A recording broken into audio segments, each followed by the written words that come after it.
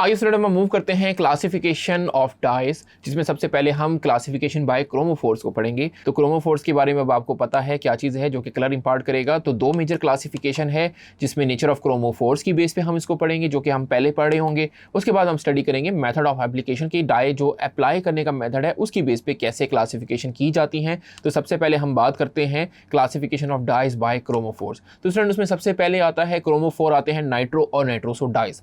अब सुन, यहाँ पे जो नाइट्रो ग्रुप होगा वो और या नाइट्रोसो ग्रुप होगा वो एज ए क्रोमोफोर का काम कर रहा होगा, यानी NO2 ग्रुप जो कि नाइट्रो ग्रुप है, NO ग्रुप जो कि नाइट्रोसो ग्रुप है, ये दोनों ग्रुप्स क्या होंगे, क्रोमोफोर्स होंगे इस क्लास की कंपाउंड की डाइस में। अब इसमें स्टूडेंट एग्जांपल क्या आती है, नेफ्थोल येलो आ जाता है, जो कि स्टूडेंट कॉमन आपका फूड कलर है, जो कि आपकी बिरयानी या कोई भी चावल वगैरह में कलर देने के लिए जो कि इस्तेमाल होता है, जो कि नेचुरल फूड कलर है। इसके अलावा मॉडर्न ग्रीन आ जाता है, मॉडर्न ग्रीन 4 आ जाता है। यहाँ पे याद रखें कि नेफ्थोल येलो इसके साथ S भी होता है और यहाँ पे मॉडर्न ग्रीन के साथ 4 है। ये 5 भी हो सकता है, 6 भी होता है। ये क्या होता है, ये एक्चुअली ट्रेडमार्क होता है या ये ब्रांड नेम होता है, तो उसकी वजह से यहाँ पे ये S या 4 आ रहा होता है मॉडर्न ग्रीन में और नेफ्थोल येलो में। एक चीज़ आपको क्लियर हो गई। अब स्टूडेंट यहाँ पे अगर आप देखें, इनका स्ट्रक्चर आपकी स्क्रीन पे शो हो रहा है, ये आपका नेफ्थोल येलो का स्ट्रक्चर है और ये मॉडर्न ग्रीन का स्ट्रक्चर है। अगर आप इसमें पता लगाएं तो आप देख सकते हैं कि यहाँ पे नाइट्रोसो ग्रुप, NO ग्रुप, ये आपका क्या है, ये क्रोमोफोर है। ये आपका क्या है, NO ग्रुप यहाँ पे एज ए क्रोमोफोर है, जो कि कलर का काम देगा। और दूसरी चीज़ आप देखें कि जब क्रोमोफोर होता है तो साथ में क्या चीज़ अटैच हुई हुई होती है, साथ में अटैच हुआ होता है ऑक्सोक्रोम, जो कि उसको फिक्स करता है उस क्रोमोफोर को। तो देखें यहाँ पे OH क्या है, ऑक्सोक्रोम है। इसी तरह अगर आप नेफ्थोल येलो में देखें तो ये आपके क्या आ गया, OH ग्रुप, ये ऑक्सोक्रोम आ गया, और NO2 नाइट्रो ग्रुप आपका क्या है, यहाँ पे आपका क्रोमोफोर है। तो होपफुली स्टूडेंट आपको ये क्लियर हो गया होगा कि किस तरीके से एक डाई के अंदर क्रोमोफोर भी पाया जाता है और ऑक्सोक्रोम भी होता है। चलते हैं नेक्स्ट टाइप के अंदर, विच इज एजोडाइस।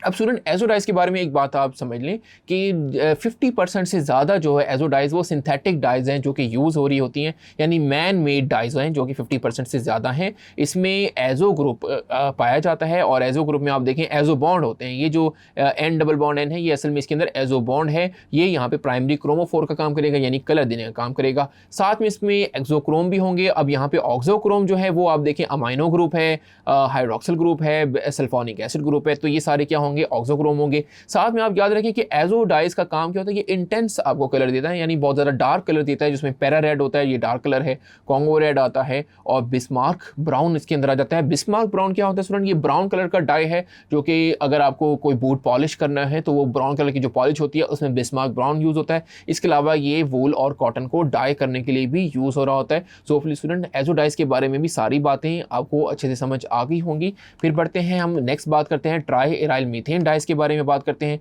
जिसमें सेंट्रल कार्बन होगा और वो बॉन्ड हुआ होगा 3 एरोमेटिक रिंग्स के साथ। एरोमेटिक रिंग्स मतलब बेंजीन वाला जो कंपाउंड होगा उनके रिंग के साथ सेंट्रल में कार्बन होगा, वो अटैच हुआ होगा, जो कि क्विनाइड फॉर्म के क्विनाइड की फॉर्म में होगा फ्रॉम द क्रोमोफोर। तो सबसे पहले स्टूडेंट आपको क्विनाइड का स्ट्रक्चर समझ आना चाहिए। क्विनाइड क्या होता है, जैसे बेंजो क्विनाइड होता है, वो कुछ ऐसे करके स्ट्रक्चर होता है।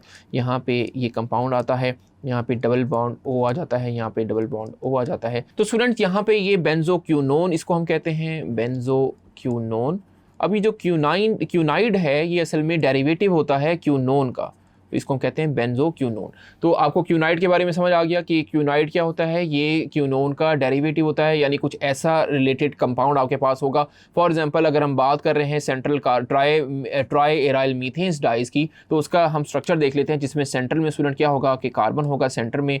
अब कार्बन ने बॉन्ड बनाने हैं, तो कार्बन 4 बॉन्ड बनाता है, एक ये डबल बॉन्ड बनाएगा, एक यहाँ पे सिंगल बॉन्ड बनाएगा। तो उसके स्ट्रक्चर के साथ कुछ ऐसे आपके पास एराइल ग्रुप आ जाएगा, जिसको हम बेंजाइल ग्रुप भी कहते हैं। तो ये आपके पास आ जाएगा कुछ ऐसे करके एराइल ग्रुप, और यहाँ पे आ जाएगा फिर से N ग्रुप आ जाएगा, और यहाँ पे आता है CH3 आ जाता है, यहाँ पर भी CH3 आ जाता है।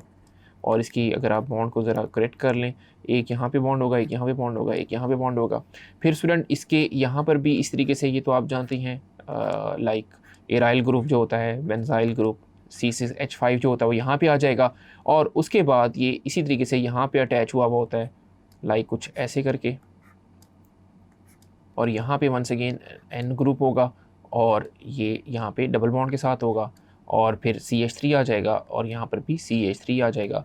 तो अगर आप देखें जैसे यहाँ पे बता रहे थे सेंट्रल कार्बन एटम बॉन्ड हुआ होगा 3 एरोमेटिक रिंग के साथ। ये सेंट्रल कार्बन एटम है वो 3 एरोमेटिक रिंग के साथ बॉन्ड यहाँ पे हुआ है और विच इज इन क्यूनाइड फॉर्म। तो ये देखें ये आपकी क्यूनाइड फॉर्म है जो कि क्यूनोन से डिराइव हुआ होता है। तो स्टूडेंट इसकी जो एग्जाम्पल है, और सबसे पहले एग्जाम्पल में जाने से पहले इसके ऑक्सोक्रोम्स देख लेते हैं। इसमें ऑक्सोक्रोम जो है वो अमाइनो ग्रुप हो सकता है, वो आपका अमाइन ग्रुप हो सकता है और हाइड्रोक्सिल ग्रुप हो सकता है। फिर इसकी एग्जाम्पल है वो मेलासाइट ग्रीन होता है जो कि डीप ग्रीन ब्लू कलर आपको प्रोवाइड करता है। और student try aryl methane dice के बारे में भी आपको अच्छे से समझ आ गया होगा। आइए स्टूडेंट नेक्स्ट टाइप की बात करते हैं which is 4th type anthraquinone dice. तो स्टूडेंट एंथ्राक्यूनोन डाइस में क्या होगा कि पैराक्यूनाइड क्रोमोफोर इसके अंदर मौजूद होगा और लाइक ये एंथ्रासीन टाइप्स की डाइज होती हैं और ये वूल के लिए इसको डाई करने के लिए यूज़ होती हैं। और एलिज़ेरिन जो है वो इसकी कॉमन एग्जांपल है। आइए एलिज़ेरिन का स्ट्रक्चर देख लेते हैं। इसमें देखें स्टूडेंट कि क्यूनोन, क्योंकि ये एंथ्राक्यूनोन है तो क्यूनोन ग्रुप तो इसमें होगा ही होगा। तो ये आपका पहले तो आ जाएगा एराइल ग्रुप जिसको हम बेंजाइल ग्रुप भी कहते हैं। तो सेंटर में आपका ये क्यूनोन ग्रुप है। तो ये देखें क्यूनोन ग्रुप कैसे है। अभी क्यूनोन ग्रुप पिछली स्लाइड में मैंने आपको बना के बताया है। इस तरीके से ये अटैचमेंट होती है तो इसको हम क्यूनोन ग्रुप कह देते हैं। तो यहाँ पे वंस अगेन आपका एराइल ग्रुप यानी बेंजाइल ग्रुप होगा कुछ ऐसे करके। और यहाँ पे स्टूडेंट्स एक तो आ जाएगा OH ग्रुप, यहाँ पर आ जाता है OH ग्रुप, यहाँ पे आ जाता है। तो ये एलिज़ेरिन की कॉमन एग्जाम्पल है और इसके स्ट्रक्चर को आप देख सकते हैं जो कि डाई यूज़ होती है। इसको हम एंथ्राक्यूनोन डाई बुलाते हैं। फिर स्टूडेंट फाइनली हम बात करते हैं इंडिगो डाइस की। ये एक टाइप ऑफ डाई है जिसमें कार्बोनाइल जो है वो क्रोमोफोर होगा। कार्बोनाइल क्रोमोफोर मतलब कार्बोनाइल आप जानते हैं C डबल बॉन्ड O, ये आपका क्रोमोफोर इसके अंदर मौजूद होगा। तो C double bond O carbonyl, ये आपको कलर देगा कार्बोनाइल ग्रुप इसमें। और ये डाइंग के लिए यूज़ होता है for cotton by vat process. तो वैट प्रोसेस की डिटेल स्टूडेंट हम नेक्स्ट टॉपिक में पढ़ेंगे।